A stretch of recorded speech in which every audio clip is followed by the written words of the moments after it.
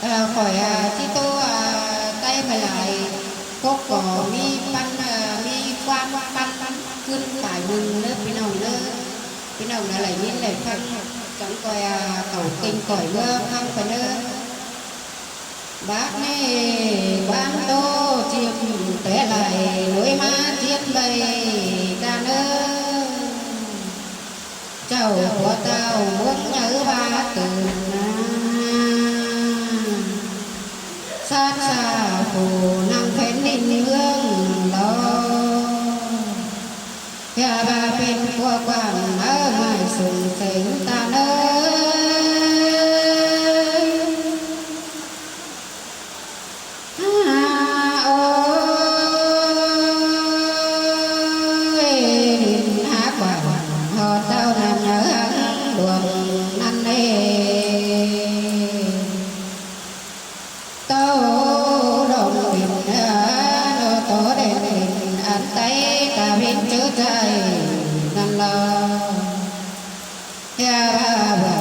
phải sai đi hạt trung hòa nan nan ơi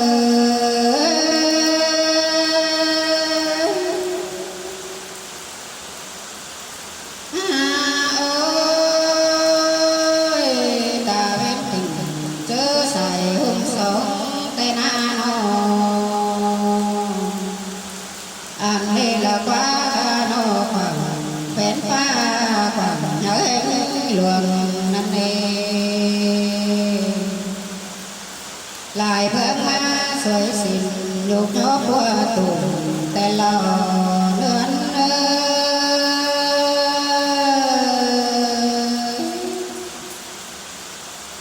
ba buồn hạ hứa na bàn đàm phong sùng nê na giờ nước đầy yên hát pe tên na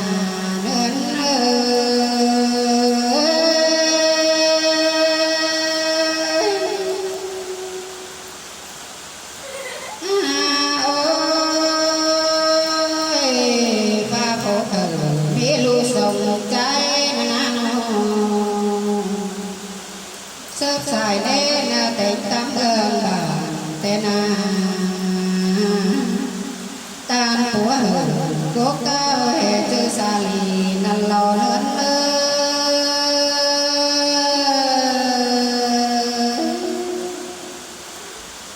anh này là quá trái thứ sống năn ná xa giờ bịt thứ sống nông là đi đâu có cầu bị phá nó bỏ trả ngứa buồn nằm lo hé ngư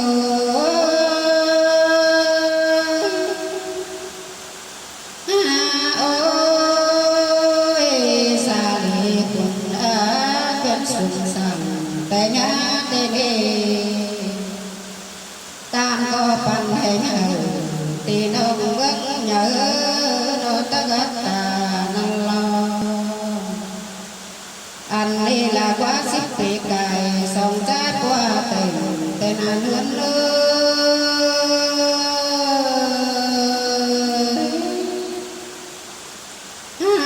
ôi pi cốt dầu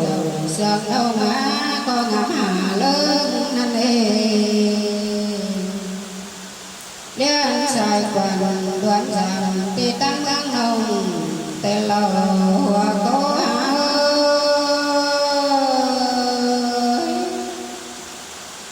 anh đây là quá xa rồi là nhắc chung soi bồng bảo đi nó sông phải lầy qua na hồng sen sắm tên nông có ngắm hót trầu xa đi nó cốn sườn cơn đi nhà bà đen sáu cùng cánh quan đoán bữa giang từ nana quan đó rằng sáu ti tình sẽ năng lò nữa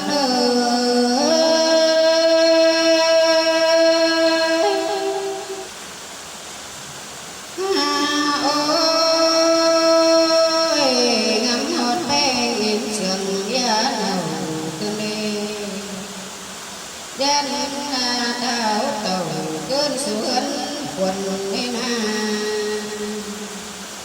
bà miên làm ta chẳng chờ ơi cái đi hùa có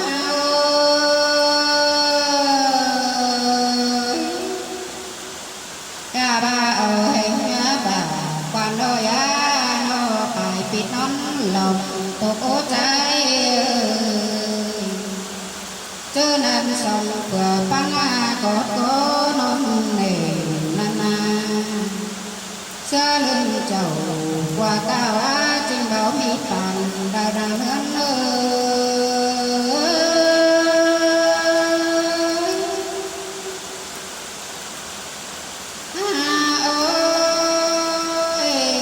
chẳng có kim trở lại đâu xứ trả lời cần đi nơi nào nhà bà thọ đã đèo văn phát tinh sòng tê đô trai có to đầy luôn tôi không nữ nằm sẽ là quá nô nhà bà tìm cốt xây luồng nằm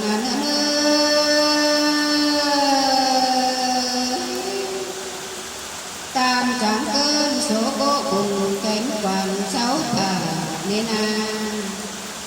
nhà bà cánh hát sẵn bình đoán càng cứ nâng lê mơ thường tia ẩn xem bị đau tên hấn ơi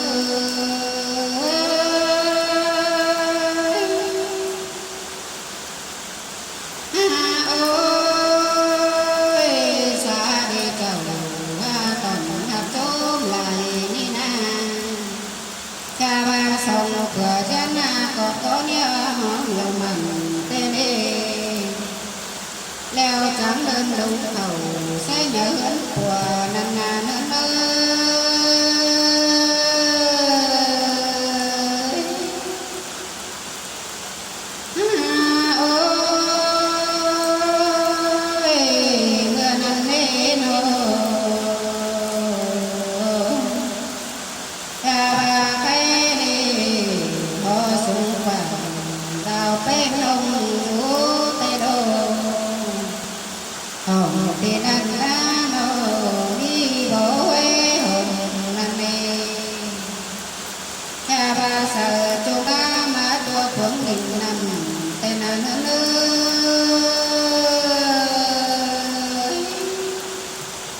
leo trắng lên lưng cầu sẽ nhớ của năng lơ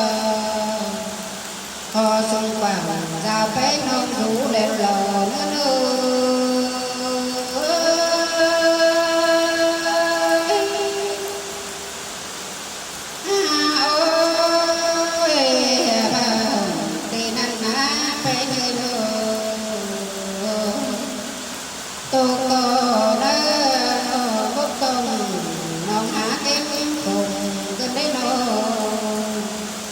nhà bà lục của lễ ở trái mưa màu nắng lâu cứ bà áo hót nồng tình sông mưa cậu bay lặng đã đi hòa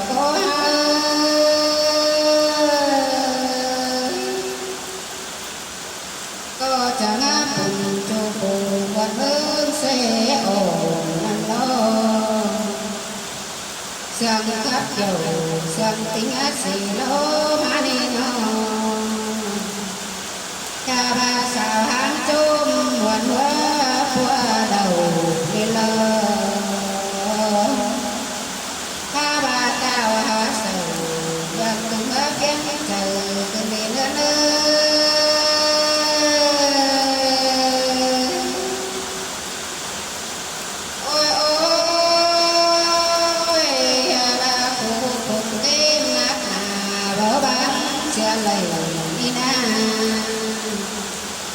xa lệ ra sao cùng cốt bắn hát kể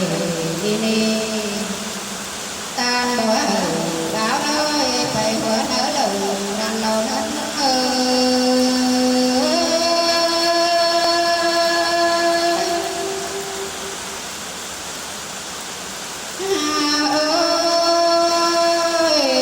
bà mi quảng phan được đầy phan sai đã ở nằm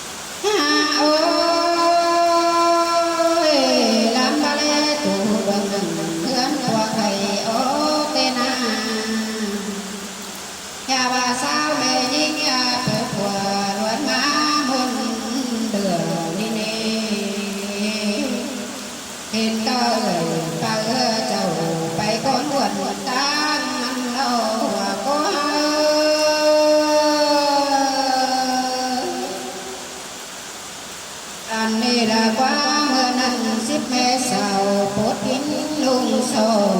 tê đô hình hạ bình sĩ bà trái hai lăng cắm tổ kinh nan nê sau cốt ầu xiết đến bên ngờ nàng lo nâng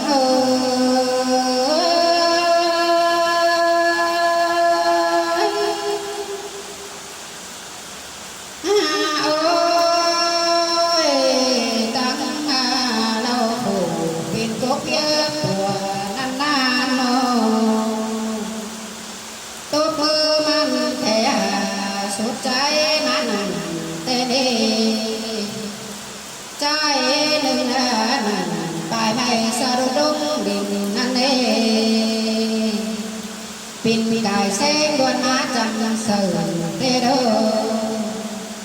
hình to sống có phần nó chắc nắng nưa sơ rừng mà lòn nằm lòn nữa hình to pan cần phố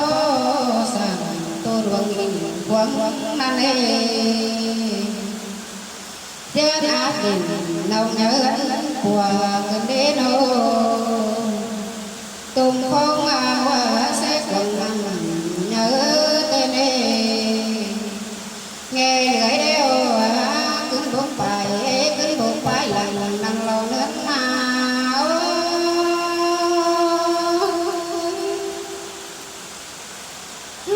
ôi xa giờ tao để hình nổ cũ gần đến anh nè biết ngắm lầy đã đông của hạ đông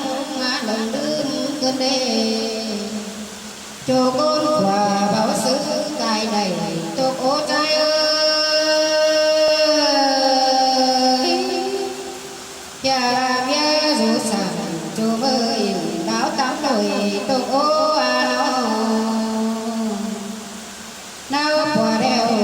có hạ đông điều cầm ná bé nhà nó tan có rất phải đầy kim